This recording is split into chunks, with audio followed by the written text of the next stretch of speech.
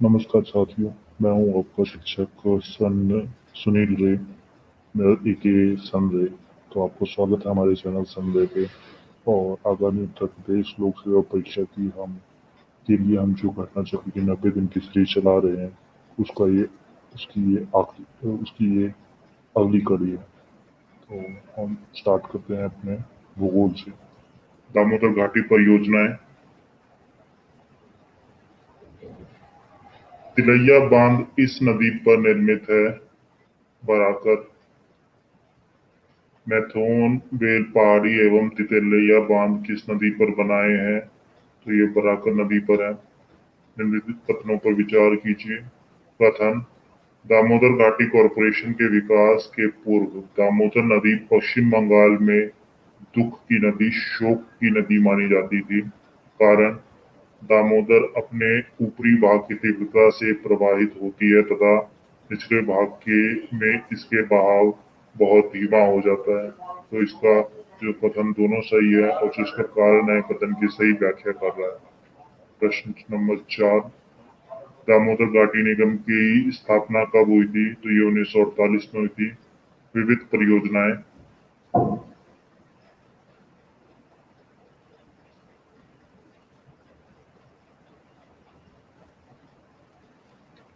सूची एक, सूची दो। सूची एक परियोजनाएं, सूची दो नदियां। उकाई, तापी। इनमें बहुत सारे जो हमारे प्रश्न है का जो कूट है वो सही नहीं दिया हुआ है, तो इसका कोई उत्तर भी नहीं बनेगा, तो हम ये प्रश्न हल नहीं करेंगे। आयोग ने भी इस प्रश्न को खारिज कर दिया था। निम्नलिखित युगों में से कौन से सही सुमेलित नहीं है? टावा प्रोजेक्ट, कृष्णा नदी। सही जोड़ियां बनाइए तथा नीचे दिए गए कूट से सही उत्तर चुनिए। हीराकुड परियोजना, उड़ीसा। हल्दिया हल्दिया रिफाइनरी, पश्चिम बंगाल। तारापुर परमाणु केंद्र, महाराष्ट्र। कुद्रेमुख पहाड़ियां, कर्नाटक। तो इसका सही सुमेल करने के बाद जो हमारा उत्तर होगा वो होगा सी। हिमाचल प्रदेश बांध अब सतलुज नदी पर बनाया जा रहा है। इस बांध को बनाने का मुख्य उद्देश्य क्या है? भाखड़ा बांध में आने वाले तलाचट मिट्टी को रोकना। निम्नलिखित जल विद्युत परियोजनाओं में से कौन सी परियोजना भारत ने भूटान के सहयोग से बनाई है? तो चूका बांध, ये भारत ने भूटान के सहयोग से बनाई है। सुमेलित सूची एक, सूची दो हमें सुमेलित करना है। सूची एक में परियोजनाएं दी हैं और सूची दो में उनकी अवस्थिति। भाखड़ा, भाखड़ा अगर हम देखें तो ये सतलुज नदी पे बनी है। हीराकुड, ये महानदी पे बनी है। इडुक्की, पेरियार नदी पे बनी है। नागार्जुन सागर, कृष्णा नदी पे बनी है। तो हमारा उत्तर हो जाएगा बी। निम्नलिखित परियोजनाओं में कौन तमिलनाडु, आंध्र प्रदेश तथा कर्नाटक का संयुक्त कार्य है? तो ये तेलुगु गंगा परियोजना है। तमिलनाडु, आंध्र प्रदेश और कर्नाटक का संयुक्त कार्य है। तेलुगु गंगा परियोजनाओं से किस शहर को पानी मिलेगा? तो इसे मद्रास से मिलेगा। ये बहुत पुराना प्रश्न है, इसलिए हम मद्रास लिखा हुआ है। बहुउद्देशीय नदी घाटी परियोजना को आधुनिक भारत के मंदिर किसने कहा था? तो ये भारत के प्रथम प्रधानमंत्री जवाहरलाल नेहरू द्वारा कहा गया था। सूची एक, सूची दो को सम्मिलित कीजिए। कावेरी, अलमट्टी, कृष्णा, मेटूर, नर्मदा, गांधी सागर, चंबल, सरदार पटेल। तो इनका सही सुमेल करने पे जो हमारा उत्तर आएगा वो आएगा बी। अलमट्टी बांध किस नदी पर है? तो ये कृष्णा नदी पर है। सूची एक, सूची दो, इन्हें हमें सुमेलित करना है। मेटूर, तमिलनाडु। मयूराक्षी, पश्चिम बंगाल। नागार्जुन सागर, आंध्र प्रदेश। हीराकुड, उड़ीसा। तो सही सुमेल करने के बाद हमारा उत्तर आएगा ए। सूची एक, सूची दो। सूची एक में बहुउद्देशीय परियोजनाएं हैं, सूची दो में उनकी नदियां हैं। तो अगर हम बात करें इडुक्की की, तो जो इडुक्की है हमारा, ये पेरियार नदी पर है। माती टल्ला बेतवा पर है। नागार्जुन सागर कृष्णा पर है। पोचमपाद, पोचमपाद की बात करें तो ये गोदावरी पे है। सूची एक, सूची दो नदी घाटी योजना और सूची दो नदी से के कूट के आधार पर मिलाइए। शिव समुद्रम, कावेरी, नागार्जुन सागर, कृष्णा, जायकावाड़ी, गोदावरी, टिहरी, भागीरथी। तो सुमेलित करने के बाद जो हमारा उत्तर आएगा वो आएगा ए। अगला प्रश्न, निम्नलिखित कथनों पर विचार कीजिए तथा नीचे दिए गए कूट से सही उत्तर का चयन कीजिए। रिहंद बांध सो नदी की एक सहायक नदी पर है। हीराकुड बांध महानदी पर है। तुंगभद्रा परियोजना आंध्र प्रदेश एवं कर्नाटक का संयुक्त उपक्रम है। मैथन बांध दामोदर नदी की एक सहायक नदी बराकर पर है। तो इसका जो कथन 1, 2, 3, 4 सभी सही है। कालपोंग जल विद्युत परियोजना अवस्थित है अंडमान एवं निकोबार द्वीप समूह में। भारत में सबसे पुराना जल विद्युत स्टेशन है तो ये है सिद्राबाग। सिद्राबाग भारत का सबसे पुराना जल विद्युत स्टेशन है। भारत में प्रथम जल विद्युत संयंत्र की स्थापना की गई थी तो ये की गई थी दार्जिलिंग में। इनमें से को सम्मिलित कीजिए। सूची 1 बांध, सूची 2 प्रदेश। फरक्का बांध। फरक्का बांध पश्चिम बंगाल में, घाटपर्वा कर्नाटका में है, हीराकुड उड़ीसा, काकरापार गुजरात। तो सही सुमेल करने के बाद हमारा उत्तर आ जाएगा ए। सूची 1, सूची 2 बांध परियोजना, सूची 2 में राज्य। हमें कूट के आधार पर सुमेल करना है। सूची 1 रिहंद, सूची 2 उड़ीसा, उकाई महाराष्ट्र, हीराकुड उत्तर प्रदेश, कोयना गुजरात। तो सही सुमेल करने के बाद जो हमारा उत्तर आएगा वो आएगा ए। निम्नलिखित में से कौन सा एक युग्म सही सुमेलित नहीं है? तो जो सही सुमेलित युग्म जो है ये कुलेरू झील कृष्णा है। ये गलत है। कुलेरू झील कृष्णा नहीं, गोदावरी नदी पर है। कालागढ़ बांध किस नदी पर बना हुआ है? तो ये रामगंगा नदी पर बना हुआ है। तवा परियोजना कहाँ से संबंधित है? तो ये होशंगाबाद, इसका नाम नर्मदापुरम कर दिया गया है, मध्य प्रदेश से संबंधित है। पौंग बांध किस नदी पर बनाया गया है? तो ये ब्यास नदी पर बनाया गया है। मेजा बांध का निर्माण हुआ है कोटारी नदी पे। तुलबुल परियोजना का संबंध है झेलम नदी से। तुलबुल परियोजना किस नदी पर है? झेलम नदी पर। बगलिहार पावर प्रोजेक्ट, जिसके विषय में पाकिस्तान द्वारा विश्व बैंक के समक्ष विवाद उठाया गया, भारत द्वारा जिस नदी पर है बनाया जा रहा है वह है चिनाब नदी। बगलिहार पन विद्युत परियोजना जो हाल में चर्चित रही है स्थित है जम्मू और कश्मीर में। निम्नलिखित में से कौन से युग्म सुमेलित है? सिंचाई परियोजना राज्य दमनगंगा गुजरात, गिरना महाराष्ट्र, पंबा केरल। तो ये तीनों ही सही सुमेल है। तपोवन विष्णुगढ़ जल विद्युत परियोजना कहाँ अवस्थित है? तो ये उत्तराखंड राज्य में अवस्थित है। महाकाली संधि निम्न में से भारत और किस राज्य के मध्य है? तो ये नेपाल और भारत के मध्य है। निम्नलिखित में से कौन एक सुमेलित नहीं है? कलपक्कम तमिलनाडु, राणा प्रताप सागर मध्य प्रदेश, नरोरा उत्तर प्रदेश, तारापुर महाराष्ट्र। तो राणा प्रताप सागर मध्य प्रदेश में नहीं, राजस्थान में है चंबल नदी पर। मीठे पानी की कल्पसर परियोजना अवस्थित है गुजरात में। निम्न में से कौन सा सुमेलित नहीं है? तो चंबल परियोजना राजस्थान, पंजाब एवं हरियाणा। ये सही सुमेलित नहीं है। यहाँ राजस्थान एवं मध्य प्रदेश ही है। हरियाणा का चंबल नदी परियोजना से कोई लेना देना नहीं। निम्नलिखित में से किस एक राज्य में सुड़ल नदी परियोजना स्थित है? तो ये हिमाचल प्रदेश में स्थित है। निम्नलिखित में से कौन सा एक सुमेलित नहीं है? शक्ति परियोजना राज्य जवाहर सागर राजस्थान, नागार्जुन सागर आंध्र प्रदेश, शिव समुद्रम केरल, गांधी सागर मध्य प्रदेश। तो शिव समुद्रम केरल नहीं, कर्नाटक राज्य से। निम्न में से एक सही सुमेलित नहीं है। नागर बांध, सतलज नदी, सरदार सरोवर परियोजना, नर्मदा नदी, नागार्जुन सागर, गोदावरी नदी, हीराकुड बांध, महानदी। तो जो सही सुमेलित नहीं है वह नागार्जुन सागर है। ये गोदावरी नदी नहीं, ये कृष्णा नदी पर है। अगला प्रश्न, तिस्ता लो डैम प्रोजेक्ट तृतीय तिस्ता नदी पर प्रस्तावित है। इस प्रोजेक्ट का स्थल है पश्चिम बंगाल में।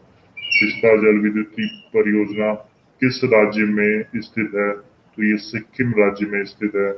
सूची 1, सूची 2, सूची 1 बहुउद्देश्य परियोजना, सूची 2 संबंधित राज्य। रिहांड परियोजना ये है सोन नदी पर रानी लक्ष्मी बांध परियोजना, बेतवा नदी, टिहरी बांध परियोजना, भागीरथी, रामगंगा परियोजना, रामगंगा नदी। तो इस सही सुमेल करने के बाद जो हमारा उत्तर आएगा वो आएगा उत्तर सी। उत्तर प्रदेश में रानी लक्ष्मीबाई बांध परियोजना निर्मित है बेतवा नदी पर। दुलस्ती हाइड्रो पावर स्टेशन किस नदी पर अवस्थित है? तो ये चिनाब नदी पर अवस्थित है। निम्नलिखित में से कौन एक युग्म सही सुमेलित नहीं है? दुलस्ती, चिनाब, इंदिरा गांधी सागर सतलज, नागार्जुन सागर कावेरी, उकाई ताप्ती। तो जो सही सुमेलित नहीं है वे नागार्जुन सागर है, ये कावेरी नदी पर ना होकर ये कृष्णा नदी पर है। सूची 1, सूची 2 जलाशय राज्य, भद्रा कर्नाटका, भवानी सागर तमिलनाडु, गांधी सागर मध्य प्रदेश, राणा प्रताप सागर राजस्थान। तो जो सही सुमेलित होगा करने के बाद जो हमारा उत्तर आएगा वो आएगा डी। निम्न में से कौन सा सही युग्म सही सुमेलित नहीं है? सरदार सरोवर बांध, नर्मदा नदी, तलैया बांध, कोनार नदी, गांधी सागर बांध, चंबल नदी, नागार्जुन सागर, कृष्णा नदी। तो जो हमारा सही सुमेलित नहीं है वो तलैया बांध, कोनार नदी, ये सही सुमेलित नहीं है। जो हमारा तलैया बांध है वो कोनार में ना होके बराकर नदी पर है। निम्नलिखित युगों में से कौन सा सुमेलित नहीं है? नांगल का बांध सतलज नदी, सरदार सरोवर परियोजना नर्मदा नदी, नागार्जुन सागर गोदावरी नदी, हीराकुड बांध महानदी। तो जो सही सुमेलित नहीं है वह नागार्जुन सागर, ये गोदावरी नदी पर नहीं है, ये कृष्णा नदी पर है। गोविंद वल्लभ पंत सागर जलाशय स्थित है उत्तर प्रदेश में। गोविंद वल्लभ सागर स्थित है उत्तर प्रदेश में। सूची 1 नदियां, सूची 2 उस पे बने बांध, बेतवा नदी, माता टीला, महानदी, हीराकुड, चंबल। चंबल नदी पे जो बांध बना हुआ है वह है गांधी सागर, और ताप्ती पे जो बना है वह है काकरा बांध। तो सुमेल करने के बाद जो हमारा उत्तर आएगा वो आएगा बी। गंडक परियोजना किन दो राज्यों की संयुक्त परियोजना है? बिहार व उत्तर प्रदेश। निम्न में से कौन से राज्य प्रस्तावित किसाऊ बांध परियोजना से लाभान्वित होंगे? तो इनमें से बहुत दो या दो से अधिक राज्य इससे लाभान्वित होंगे। और ये जो प्रश्न है इसके सबूत सही नहीं दिए हुए हैं। सूची 1, सूची 2, सूची 1 नदी घाटी परियोजना, सूची 2 नदी तिलैया बांध, बराकर, तिलैया बांध हमारा बराकर, पंचटेल, दामोदर, राणा प्रताप सागर, चंबल नदी, माता टीला, बेतवा। तो सुमेल करने के बाद जो हमारा उत्तर आएगा वो आएगा ए। सूची 1, सूची 2, सूची 1 नदी घाटी परियोजना, सूची 2 नदी रिहंद परियोजना, रिहंद परियोजना, रिहंद नदी, नागार्जुन सागर, कृष्णा नदी, पोचमपात परियोजना, गोदावरी, माता टीला, बेतवा। तो जो सही उत्तर हो जाएगा वो हमारा हो जाएगा डी। कौन सा बांध सिंचाई के लिए नहीं है? तो शिव समुद्र बांध सिंचाई के लिए नहीं है, जल विद्युत उत्पादन के लिए है। अति विवादित बबली प्रोजेक्ट निम्नलिखित में से किस राज्य में है? ये महाराष्ट्र में है। सूची 1, सूची 2 को सम्मिलित करना है। सूची 1 में बांध है, सूची 2 में नदियां हैं। तो दुलस्ती बांध चिनाब पर है, गांधी सागर, चंबल, उकाई उकाई जो बांध है यह हमारा तापी नदी पर है, और तवा बांध तवा नदी पर है। तो उत्तर हो जाएगा हमारा डी। मलन पूजा बांध किस नदी पर अवस्थित है? तो ये मलन पूजा नदी पर अवस्थित है। सिंगरौली लघु जल विद्युत परियोजना अवस्थित है उत्तर प्रदेश में। चिरुथानी बांध किस नदी पर अवस्थित है? पेरियार नदी पर। निम्न को सम्मिलित कीजिए। सूची 1 मुख्य सिंचाई परियोजना। सूची 2 सिंचाई सुविधा के लाभान्वित जिले। शुद्ध सिद्धमुख परियोजना जालौर एवं बाड़मेर। नर्मदा परियोजना जालौर, पाली एवं जोधपुर। जवाई परियोजना उदयपुर एवं प्रतापगढ़। जाखम परियोजना हनुमानगढ़ एवं चूरू। तो सही सुमेल करने के बाद जो हमारा उत्तर आएगा वो आज हो जाएगा हमारा A4, B1, C2, D3। कोल बांध परियोजना का निर्माण भारत में निम्नलिखित में से किस नदी पर हुआ है? तो ये सतलज नदी पर हुआ। प्रधानमंत्री नरेंद्र मोदी ने हाल ही में मंडल बांध परियोजना की नींव किस नदी पर बनाने के लिए रखी थी? तो ये उत्तरी कोयल नदी पर रखी थी। हलियार, ईसापुर, कसमवती जैसे ज्ञात स्थानों में क्या समानता है? तो इनमें जो समानताएं हैं वो है जल भंडारण के लिए। छत्तीसगढ़ की कौन सी सिंचाई परियोजना को छत्तीसगढ़ की कौन सी सिंचाई परियोजना को प्रधानमंत्री कृषि सिंचाई योजना में शामिल किया गया है? तो ये खेलो सिंचाई परियोजना को इसमें शामिल किया गया है। सूची 1 अंतर्राज्यीय जल विवाद। सूची 2 शामिल राज्यों की संख्या। तो महानदी जल विवाद न्यायाधिकरण, तो इसमें जो शामिल राज्य हैं वह 3। गोदावरी जल विवाद न्यायाधिकरण, इनमें जो शामिल राज्य वह 5। नर्मदा जल विवाद न्यायाधिकरण, इसमें जो शामिल राज्य हैं 4। महानदी जल विवाद न्यायाधिकरण, इसमें 2 राज्य शामिल हैं। तो हमारा उत्तर हो जाएगा। अगला जो कुछ प्रश्न हम कृषि से देखेंगे।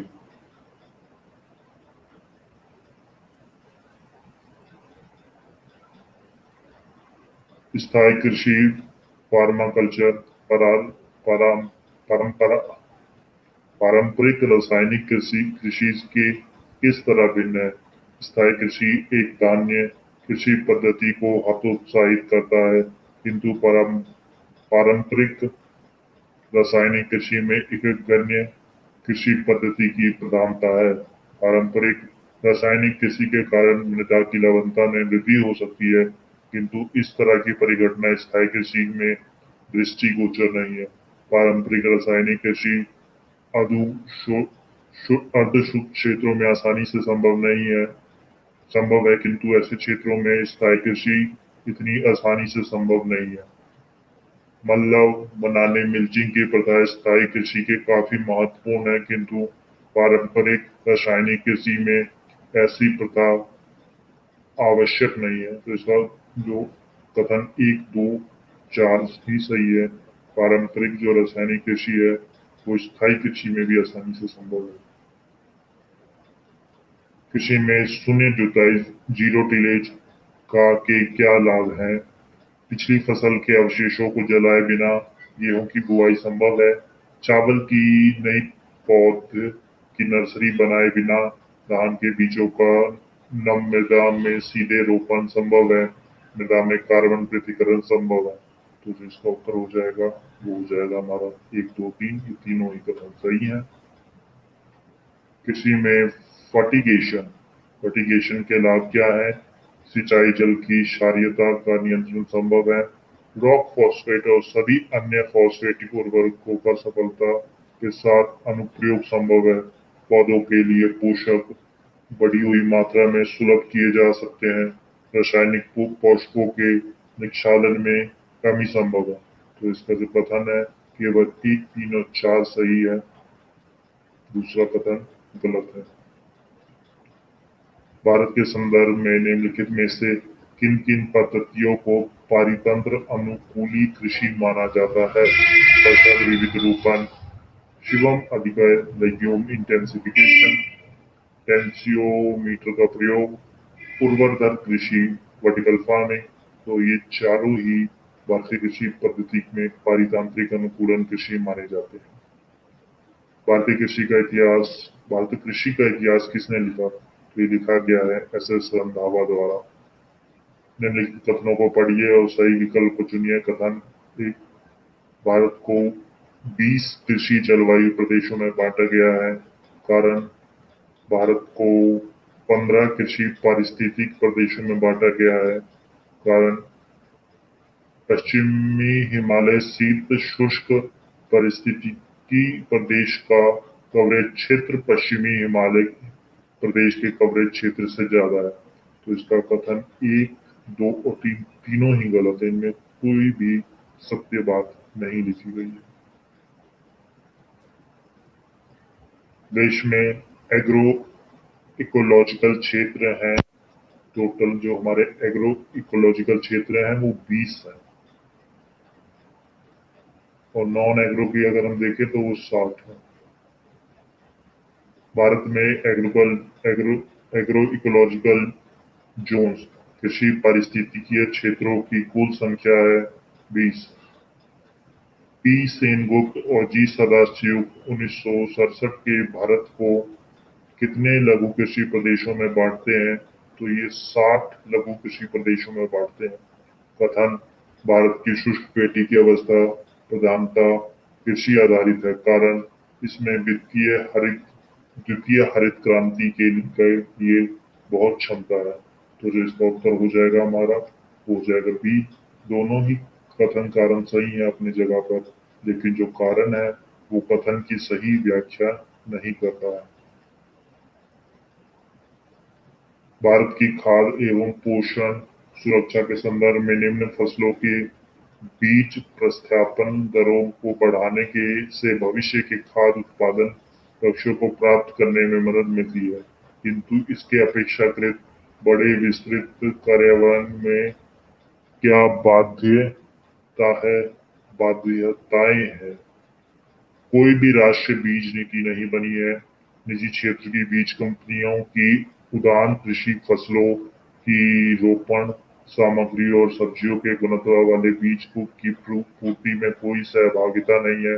निम्न मूल्य एवं उच्च परिमाण वाली फसलों के मामले में गुणवत्ता वाले बीजों के मामले में मांग पूर्ति अंतराल है। तो इसका जो कथन है केवल 3 सही है। कथन 1 और कथन 2 दोनों गलत है। देश में प्रथम कृषि विश्वविद्यालय की स्थापना किस वर्ष हुई थी? तो ये सन 1960 में हुई थी। देश का पहला कृषि विश्वविद्यालय है JVPAU पंतनगर। भारतवर्ष में प्रथम कृषि विश्वविद्यालय की स्थापना हुई थी 1960 में। यदि खदानों का सुरक्षित संग्रह सुनिश्चित करना हो तो कटाई के समय उसकी आर्द्रता अंश कितने प्रतिशत से अधिक नहीं होनी चाहिए? तो ये 14% से अधिक नहीं होनी चाहिए, ऐसा खाद्य एवं कृषि संगठन द्वारा के मानकों के अनुसार है। भारत में भूमि उपयोग वर्गीकरण का सन्निकट निरूपण निम्नलिखित में से कौन सा है? यह है नेट बुआई क्षेत्र 47%, वन 23%, अन्य क्षेत्र 30%। कृषि में युगम पैदावार का आशय को उगाने से है।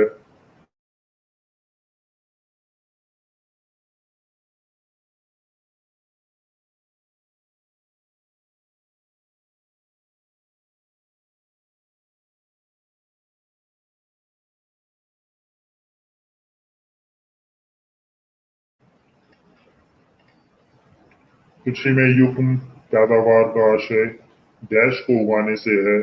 विभिन्न मौसमों पर 2 फसल। निम्नलिखित में से कौन सी मिश्रित खेती की प्रमुख विशेषता है? पशुपालन और शस्य उत्पादन को एक साथ करना। मिश्रित कृषि में सम्मिलित है कई तरह की फसलें उगाना तथा पशुपालन भी करना।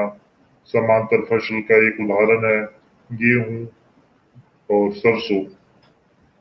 निम्न राज्यों को छोड़कर सभी में कृषि भूमि का प्रतिशत काफी अधिक है। सिक्किम राज्य में। निम्नलिखित में से एक भारतीय कृषि की विशेषता नहीं है। प्रकृति पर अधिक निर्भरता। उत्पादक का निम्न स्तर, फसलों की विविधता, बड़े खेतों की प्रधानता। तो जो बड़े खेत हैं वो भारत के किसानों की के पास नहीं मिलता है। यहाँ जो भारतीय कृषि के निम्न उत्पादकता का कारण क्या है? आवश्यकता से अधिक लोगों का कृषि कार्य में लगा रहना, जोत का छोटा आकार, उत्पादन की पिछड़ी तकनीक, उपयुक्त सभी। कथन: पारंपरिक खेतों के आधुनिक वैज्ञानिक खेती के में रूपांतरण में हरित क्रांति की पूर्ण भूमिका निभा तकनीकी महत्वपूर्ण भूमिका रही है। कारण इसमें सामाजिक एवं पर्यावरणीय लागत सम्मिलित नहीं होती है। तो इसका जो कथन और कारण दोनों ही सही है, परंतु जो कारण है वो कथन की सही व्याख्या नहीं करता। निम्नलिखित में से कौन सा भारतीय कृषि की निम्न उत्पादकता का कारण है? तो ये है सहकारी कृषि। जितने भी सीमांत किसान है वो आपस में जुड़ के इस खेती करते हैं और बड़ा उत्पाद करते हैं। तो जो सहकारी कृषि है निम्न उत्पादकता का कारण नहीं है। भारत के संकराई चालू जोतों का सबसे बड़ा औसत आकार है पंजाब में, गुजरात में, मध्य प्रदेश में, राजस्थान में। तो ये राजस्थान में। भारत की कृषि को समझा जाता है जीविकोपार्जन का साधन। भारतीय कृषि के संदर्भ में निम्नलिखित में से कौन सा कथन सही है? भारत में दालों की खेती के अंतर्गत आने वाले लगभग 90% क्षेत्र वर्षा द्वारा पोषित है। पिछले 2 दशकों में राष्ट्रीय स्तर पर खेती किए जाने वाले कुल क्षेत्रों में दालों का भाग दोगुना हो गया है। विश्व में कुल क्षेत्र में होने वाले चावल की खेती का लगभग 15% भारत में है। भारत में होने वाली खेती में कुल क्षेत्र में से लगभग 34% क्षेत्र चावल की खेती होती है। तो जो इसका कथन ठीक है वो गलत है।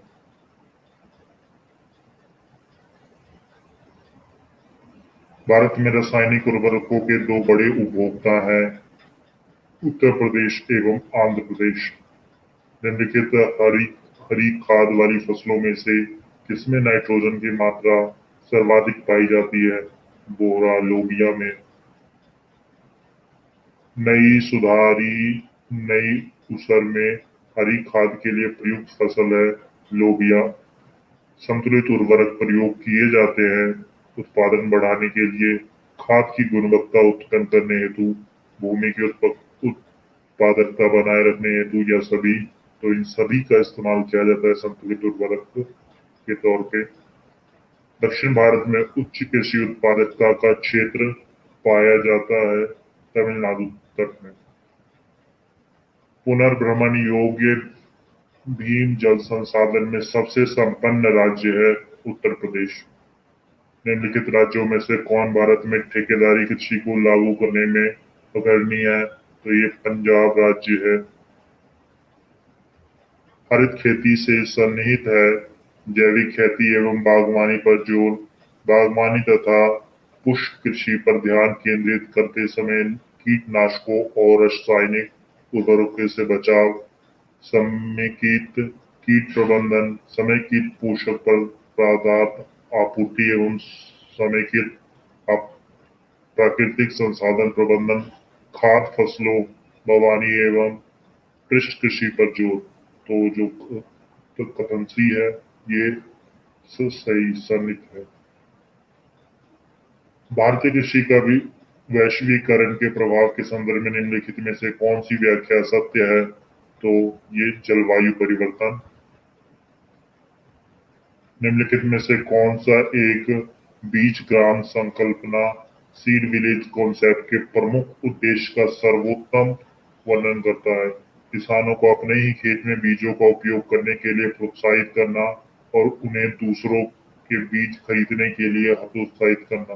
किसानों को गुणवत्ता युक्त बीज उत्पादन का परीक्षण देने में लगाना और उनके द्वारा दूसरों को समुचित समय पर तथ्य वहन करने योग्य लागत में गुणवत्ता युक्त बीज उपलब्ध कराना, कुछ ग्रामों को अनन्य रूप से प्रमाणित बीजों के उत्पादन के लिए उत्कृष्ट करना, ग्रामों में उद्यमियों को अभिज्ञात आइडेंटिफाई करना तथा उन्हें बीज कंपनियों की स्थापना करने के लिए प्रौद्योगिकी और वित्त उपलब्ध कराना।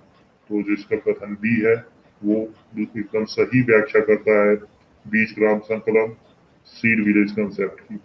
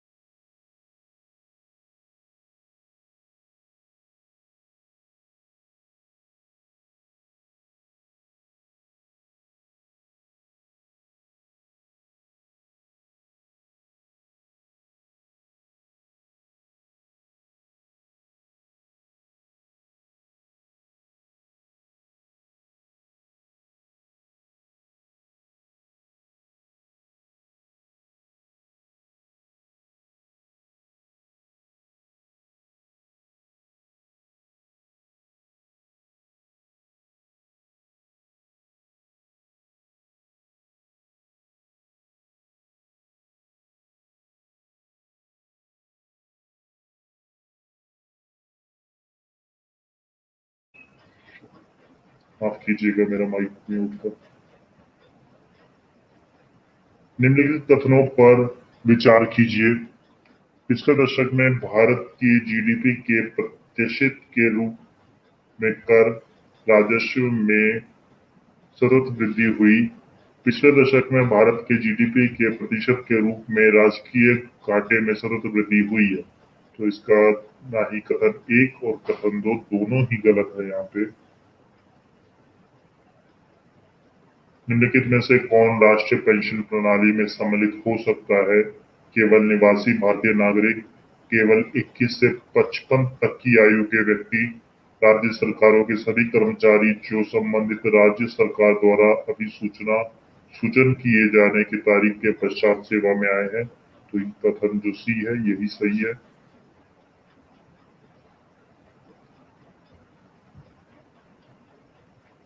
वस्तु एवं सेवा कर गुड्स एवं सर्विस टैक्स के क्रियान्वित किए जाने के सर्वाधिक संभावित लाभ क्या है? ये भारत में बहु प्राधिकरणों द्वारा वसूल किए जा रहे बहुल करों का स्थान लेगा और इस प्रकार एकल बाजार स्थापित करेगा। यह भारत के चालू खाता घाटे की प्रबलता से कम कर उसे उसके विदेशी मुद्रा भंडार को बढ़ाने हेतु उसमें से सक्षम बनाएगा। यह भारत की अर्थव्यवस्था की समृद्धि और आकार को बृहद रूप से बढ़ाएगा, उसे निकट भविष्य में चीन से आगे निकाल जाने का योग्य बनाएगा। तो इसका केवल कथन एक है। कथन 3 जो है ये बहुत ही अतिशयोक्ति वाली बात है जीएसटी गुड्स एवं सर्विस टैक्स को लेकर। निम्नलिखित में से कौन सा संवैधानिक संशोधन जीएसटी वस्तु एवं सेवा कर निगमों के क्रियान्वयन के लिए आवश्यक प्रावधान करता है? तो ये है 101वां संवैधानिक संशोधन। निम्नलिखित मदों पर विचार कीजिए। छिलका उतरे हुए अनाज, मुर्गी के अंडे पकाए हुए, संसाधित और डिब्बाबंद मछली, विज्ञापन सामग्री युक्त समाचार पत्र।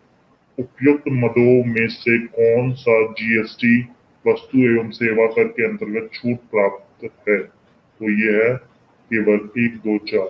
जितने भी प्रोसेस्ड और डिब्बाबंद या संसाधित वस्तुएं हैं उन पर जीएसटी लगता है, उनमें छूट प्राप्त नहीं है। किसे जीएसटी वस्तु एवं के सेवा कर के दायरे के अंदर रखा गया है? तो घी को, इसके दायरे में रखा गया है। जुलाई 2017 से वस्तु तथा सेवा कर को लागू करने की यह प्रत्याशा है कि भारतीय बाजार में एकरूपता आएगी, कर अनुपालन में सुधार आएगा। उपयुक्त ए और बी दोनों ही इस मामले में सही ऑप्शन।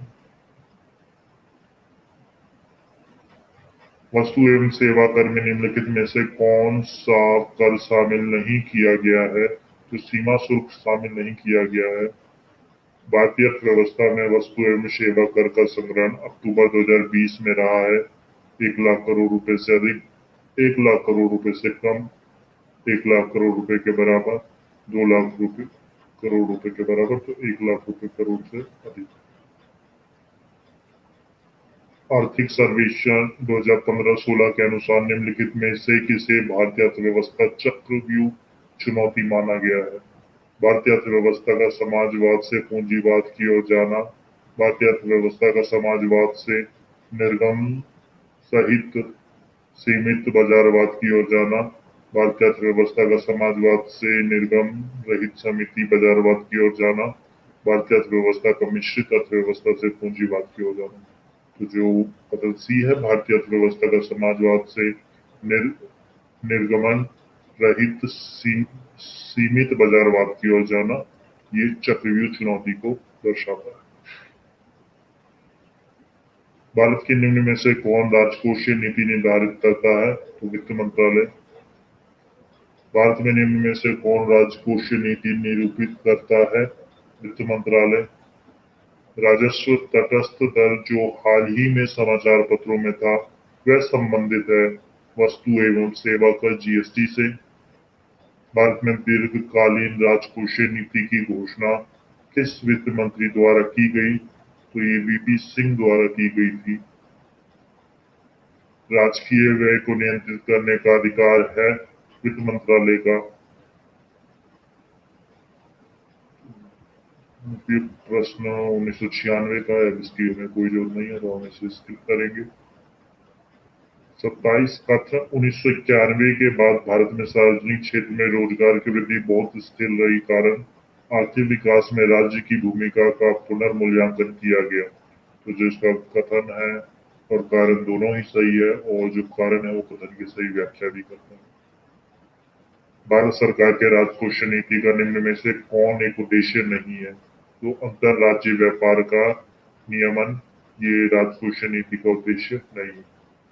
निम्नलिखित में से किस अर्थशास्त्री ने 1929-30 की महान मंदी को सुधारने के लिए राजकोषीय नीति के उपाय का उल्लेख किया? तो ये कीनीज द्वारा किया गया था। वित्तीय फिस्कल नीति का संबंध निम्नलिखित में से किससे है? तो कर लगाने और शासन के व्यय से संबंधित नीति का संबंध फिस्कल नीति से है, जिसे वित्तीय नीति भी कहा जाता है। निम्नलिखित में से कौन एक राजकोषीय नीति का भाग है? कर नीति। भारत के वित्त मंत्रालय ने संसद के समक्ष वर्ष 2005-2006 के लिए बजट प्रस्ताव प्रस्तुत किए हुए निम्न में से किसके गठन के लिए निर्णय की घोषणा की? तो ये नगरीय पुनर्नवीकरण मिशन की घोषणा की। बजट भारत के में बजट का राजस्व अनुमान तैयार किया जाता है वित्त मंत्रालय द्वारा। वार्षिक आर्थिक समीक्षा को तैयार करने के लिए निम्नलिखित में से कौन उत्तरदायी है? वित्त मंत्रालय। भारत का आर्थिक सर्वेक्षण संबंधित है वित्त मंत्रालय से। आर्थिक समीक्षा को तैयार करने तथा प्रकाशित करने का दायित्व निम्नलिखित में से किसको है? वित्त मंत्रालय को। भारत में आर्थिक सर्वेक्षण प्रकाशित किया जाता है वित्त मंत्रालय द्वारा। बजट एक लेख पत्र है सरकार की राजकोषीय नीति का। निम्नलिखित में से किस देश में शून्य आधारित बजट सर्वप्रथम लागू किया गया था? तो संयुक्त राज्य अमेरिका में ये सर्वप्रथम लागू किया गया था। भारतीय रेल के संदर्भ में निम्नलिखित में से कथनों में से कौन से कथन सही है? 2023 तक 100% विद्युतीकरण लक्ष्य प्राप्त करना, 2030 तक शून्य कार्बन उत्सर्जन नेटवर्क। तो इसका कथन 1 और 2 दोनों ही सही है।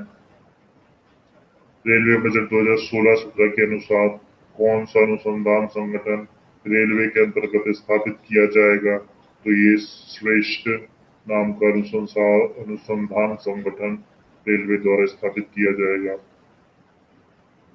संघीय बजट 2011-12 के अधिकतम धन धन प्रावधानित किया गया है ऊर्जा को। संसद में 26 फरवरी 2010 को प्रस्तुत बजट आकलन 2010-11 के अनुसार केंद्रीय योजना व्यय में सम्मिलित निम्नलिखित क्षेत्रों में उनके योजना व्यय के अनुसार अवरोही क्रम में व्यवस्थित कीजिए। ग्रामीण विकास, ऊर्जा, परिवहन, सामाजिक सेवा। तो इसका सही क्रम जो हो जाएगा ये हो जाएगा ऊर्जा, सामाजिक सेवाएं, परिवहन, ग्रामीण विकास। केंद्रीय बजट 2018-19 के ये सवाल को हम नहीं करेंगे, ये सवाल पुराना आवश्यक है। अभी हमें नए बजट की जितने भी फैक्ट्स हैं उनको याद रखने हैं, जो भी तथ्य हैं उनको हम दिमाग में उतार लेना है। संघ बजट 2010-11 में पूंजी प्राप्तियां आयगत प्राप्तियों से कम है। निम्नलिखित में से कौन केंद्र सरकार के चालू खाते के आय के स्रोत हैं? निगम कर, सार्वजनिक प्रतिष्ठानों के प्राप्त लाभ, राष्ट्रीय बचत पत्रों का निकाय, विश्व बैंक से प्राप्त ऋण, उत्पादक लाभ। इसका कथन 3, 4 और 5 सही हो जाएगा। निम्नलिखित में से किनको भारत के पूंजी बजट में शामिल किया जाता है? सड़कों, इमारतों, मशीनरी आदि जैसी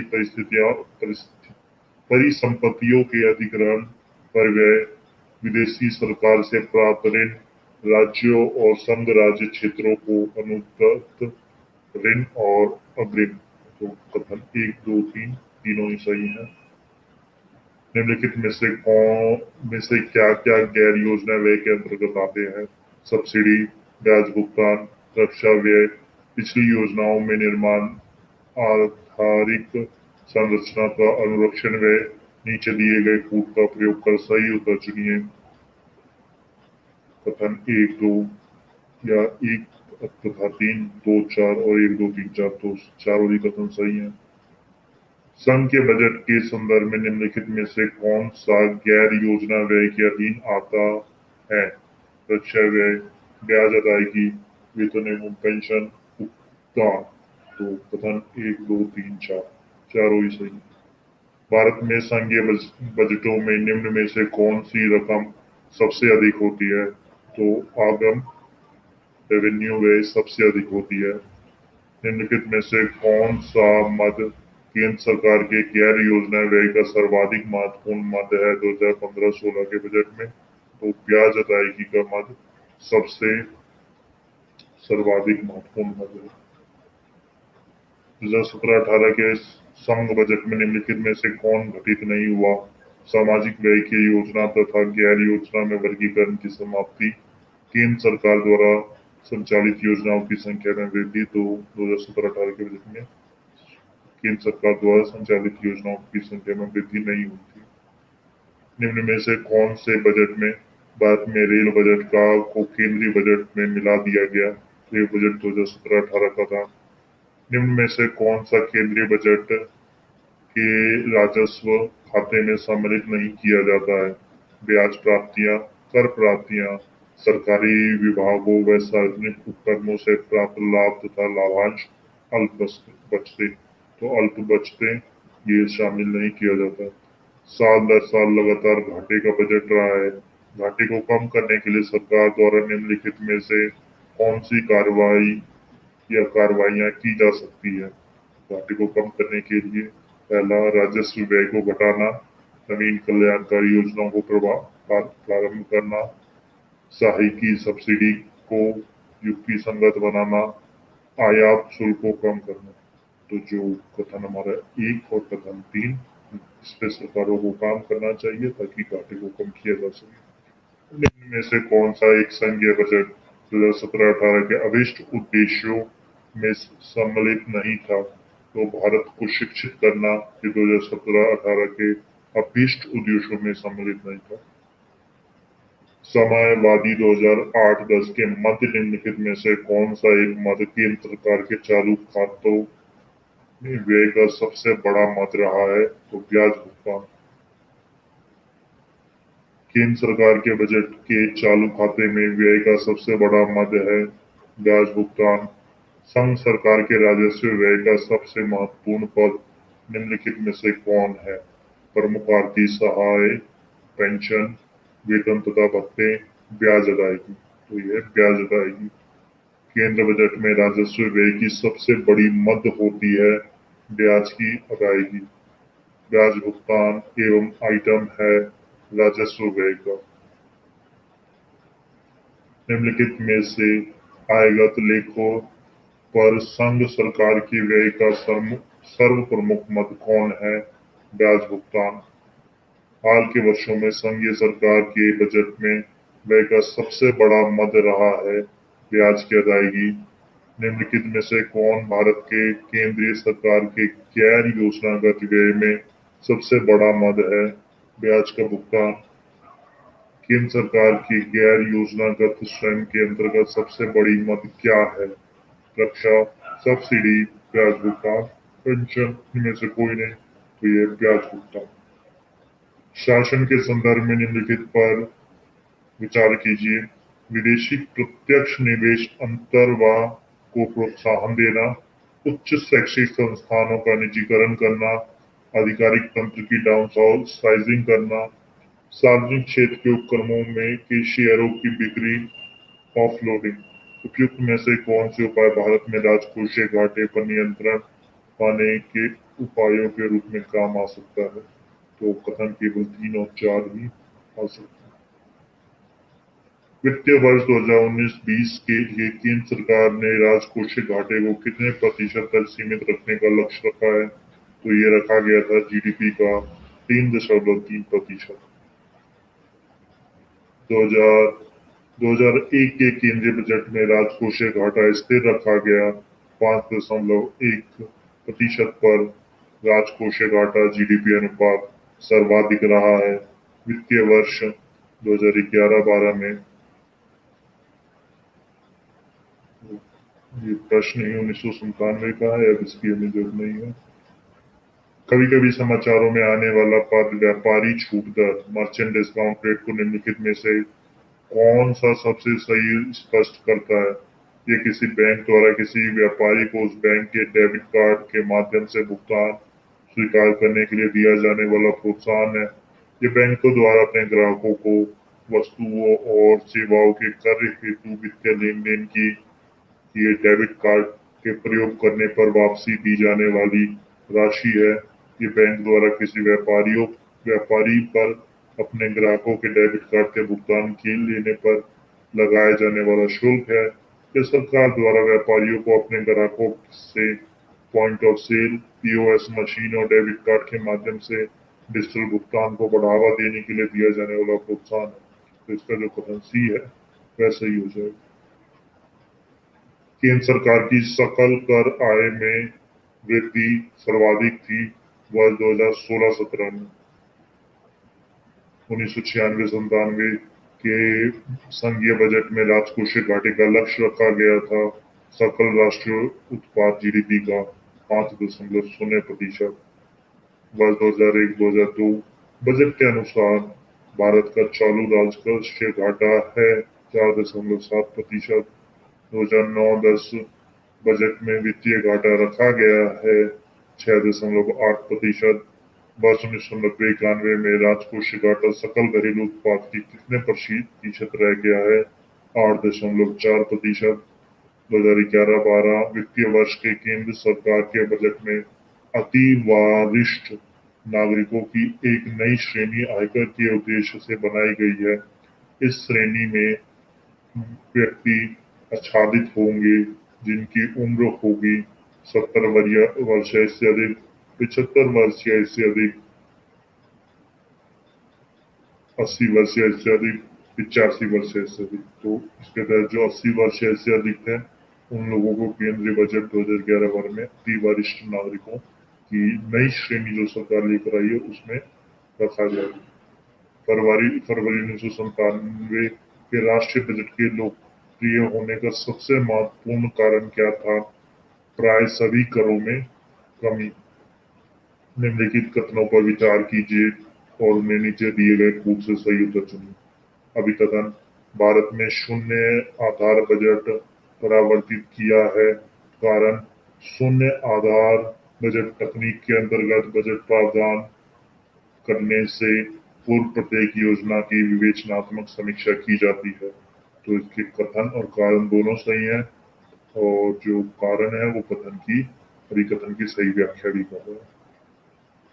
किस देश में आय का पुनर्वितरण रीडिस्ट्रीब्यूशन करने का सर्वोत्तम मार्ग है? प्रगामी व्यय के संयुक्त प्रगामी कराधान। राज्यों का वर्तमान राजकोषीय घाटा पहुंच गया है 1 लाख करोड़ तक। वर्ष 2012-13 के बजट के में अनुदानों पर किए जाने वाले व्यय को सीमित करने का प्रस्ताव किया गया था। सकल घरेलू उत्पाद के 2.0% तक वर्ष प्रतिवर्ष निरंतर घाटे का बजट रहा है। घाटे को कम करने के लिए सरकार द्वारा निम्नलिखित में से कौन सी कार्रवाइयां की जा सकती है? राजस्व व्यय में कमी लाना, नई कल्याणकारी योजना आरंभ करना, उत्पादनों का युक्तिकरण करना, उद्योगों का विस्तार करना। तो इनमें केवल कथन 1 और कथन 3 ही सही है। भारतीय लोक वित्त के संदर्भ में निम्नलिखित कथनों पर विचार कीजिए। केंद्रीय बजट में दर्शाए गए विदेशी ऋण ऐतिहासिक विनिमय दरों पर निर्भर होते हैं। निरंतर अधिक ऋण ने अर्थव्यवस्था में वास्तविक ब्याज दरों को ऊंचा रखा है। हाल ही के वर्षों में राजकोषीय घाटे और सकल घरेलू उत्पाद जीडीपी के बीच बढ़ते अनुपात का निजी निवेशों पर प्रतिकूल प्रभाव पड़ा है। ब्याज की अदायगी केंद्र सरकार के योजनेतर राजस्व व्यय का अकेला सबसे बड़ा घटक है। तो इसका कथन 1 और 4 सही है। कथन 2 और 3 बिल्कुल गलत है। भारतीय केंद्रीय बजट में राजकोषीय घाटे का तात्पर्य होता है भारतीय रिजर्व बैंक से केंद्र सरकार के उधार में शुद्ध वृद्धि, चालू खर्च और चालू आय के बीच का अंतर। राजकोषीय घाटा बताता है कि सरकार को अपने खर्च पूरा करने के लिए कितने और पैसों की जरूरत है। मुद्रास्फीति घाटे और बजटीय घाटे का जोड़। तो ये उत्तर हमारा हो जाएगा यहाँ सी। कथन 3 जो है इसमें सही है। संघ सरकार के निम्नलिखित बजट घाटों पर विचार कीजिए। प्रारंभिक घाटा, राजकोषीय घाटा, आगम घाटा। इनकी मात्रा का घटता हुआ सही क्रम होगा राजकोषीय घाटा, आगम घाटा, प्रारंभिक घाटा। भारत सरकार के बजट के कुल घाटे में किस घाटे का सबसे अधिक योगदान है? तो ये राजकोषीय घाटे फिस्कल डेफिसिट का सबसे बड़ा योगदान है। सूची 1, सूची 2, सूची 1 पद, सूची 2 व्याख्या। राजकोषीय घाटा, ऋण दानों को घटाकर कुल प्राप्तियों की तुलना में कुल व्यय की अधिकता। बजटीय घाटा, कुल प्राप्तियों की तुलना में कुल व्यय की अधिकता। राजस्व घाटा, राजस्व प्राप्तियों की तुलना में राजस्व व्यय की अधिकता।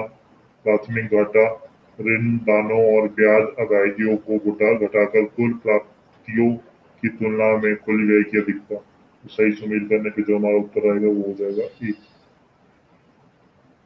संघीय बजट में राजकोषीय घाटे का अर्थ है बजट घाटे और आंतरिक तथा बाह्य ऋणदानों में निवल वृद्धि का योग। राजकोषीय घाटे से तात्पर्य है कुल व्यय, राजस्व प्राप्तियां, ऋणों की वसूली, विनिवेश से प्राप्तियां। यदि सकल राजकोषीय घाटे में से ब्याज भुगतान को निकाल दिया जाए तो अवशेष को कहा जाएगा सकल प्राथमिक घाटा। राजकोषीय घाटा है बजटीय घाटे का योग और सरकार का बाजार ऋण तथा दायित्व। यदि प्राथमिक घाटे में ब्याज भुगतान को सम्मिलित कर लिया जाए तो यह बराबर होता है राजकोषीय घाटे के। भारत के राजस्व घाटे से तात्पर्य है कि भारत सरकार को अपने उन व्ययों के वित्त पोषण के लिए उधार लेने की आवश्यकता है, जो पूंजीगत परिसंपत्तियों का निर्माण नहीं करते हैं। राजस्व घाटे में पूंजी परिसंपत्तियों के सृजन हेतु अनुदान को घटाने पर हम पाते हैं प्रभावी राजस्व घाटा। प्रभावी राजस्व घाटा किस केंद्रीय बजट में पेश किया गया है? 2011-12। बजट के हिसाब किताब की जांच भारतीय संसद किसके द्वारा कराती है? तो ये आंकलन समिति, ये सार्वजनिक लेखा समिति द्वारा करवाई जाती है, पब्लिक अकाउंट कमेटी। कथन: राजकोषीय घाटा बजटीय घाटे से बड़ा होता है। कारण: राजकोषीय घाटे का अर्थ है सरकार द्वारा भारतीय रिजर्व बैंक से उधार लेकर अन्य देयताओं से लेकर अपने खर्चा पूरा करना। तो इसके तो दोनों ही कथन सही हैं और सही स्पष्टीकरण भी है। राजस्व घाटे की अपेक्षा राजकोषीय घाटा सदैव रहेगा अधिक। निम्न कथनों पर विचार कीजिए। कथन: भारत के केंद्र सरकार के बजट में राजकोषीय घाटे का एक इतिहास रहा है। कारण: भारतीय कृषि में पाश्चात्य देशों की तुलना में राज्य सहायता की मात्रा अधिक रही है। इसका कारण तो सही है, परंतु इसका कथन सही है, परंतु कारण गलत है। संघीय सरकार के बजटों में राजकोषीय घाटे के बड़े भाग की पूर्ति की जाती है घरेलू उधारों से। केंद्रीय बजट 2016-17 के अनुसार कितनी आय होने पर 15% का अधिक व्यय होगा? 1 करोड़ से ऊपर। संघीय बजट 2006-2007 में सेवा कर 10% से बढ़ाकर कर दिया गया है 12%। संघीय बजट 2005-2006 के अनुसार वरिष्ठ नागरिकों को आयकर देने की छूट है 1.50 लाख रुपए तक।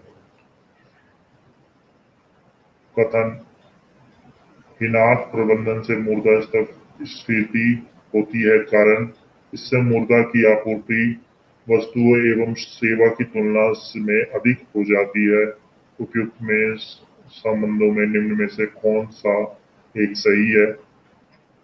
कथन और कारण दोनों ही सही है और जो कारण है वो कथन की सही व्याख्या भी कर रहा है। घाटे की वित्तीय स्थिति में व्यय और राजस्व का अंतर अतिरिक्त कागजी मुद्रा छापकर पाटते हैं। इस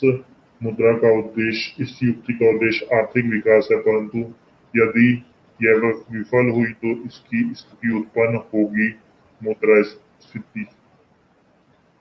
घाटे की वित्तीय व्यवस्था का अर्थव्यवस्था पर क्या प्रभाव पड़ता है? मुद्रा आपूर्ति में बढ़ोतरी।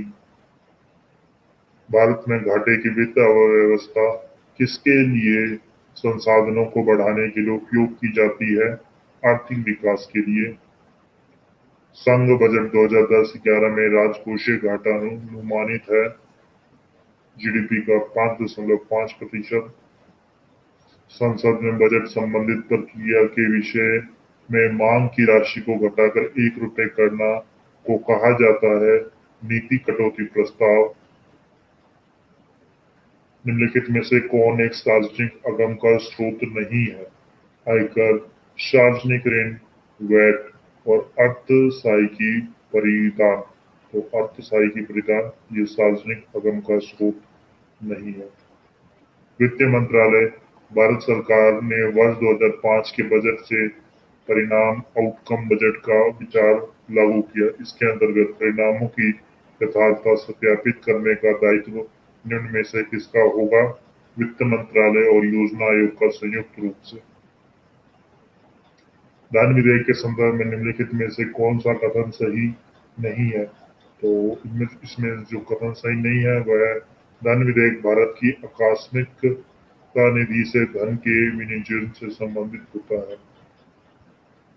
निष्पादन बजट की अवधारणा ली गई है संयुक्त राज्य अमेरिका से। साथ ही आज की क्लास हम यही रोकते हैं। जो हमारा आज का सब्जेक्ट था भूगोल और आर्थिकी और सामाजिक विकास, उसके प्रश्न हमने सॉल्व कर लिए हैं। वो अब हम कल मिलेंगे बाकी सब्जेक्ट्स के साथ। धन्यवाद।